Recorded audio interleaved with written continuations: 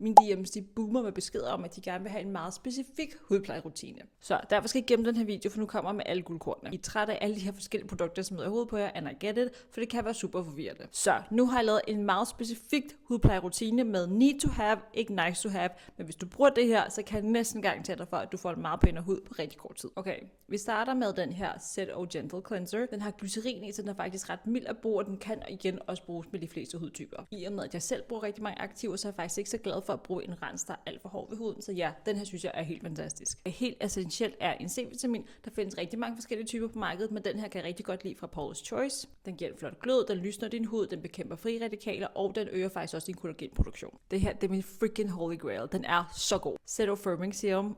Jeg elsker den. Den har en meget unik kombination af peptider og stamcelleteknologi. Plante-stamcelleteknologi.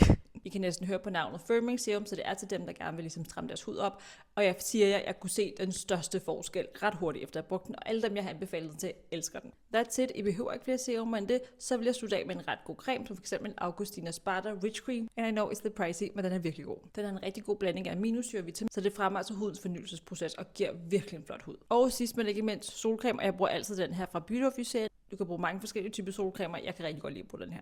Og så er vi færdige. Nu er der aftenrutine. Vi starter selvfølgelig med at tage alt vores makeup af. Jeg synes faktisk ikke, den her bliver talt om nok. Jeg synes virkelig, den er god til at fjerne både makeup, men faktisk også vandfast mascara. Jeg synes, den er så god. Vi bruger bare den samme cleanser, som vi gjorde sidste gang. Her vil jeg bruge de lidt slemme aktiver. En retinol cirka 2-3 gange om ugen. Den her fra Paula's Choice Retinaldehyde er også rigtig god. Retinol er virkelig god til alt. God til fine linjer, god til rynker, god til pigmenteringer, god til altså den er god til alt. Og på de dage, jeg så ikke bruger retinol, der bruger jeg så peeling pads cirka igen 2-3 gange om ugen.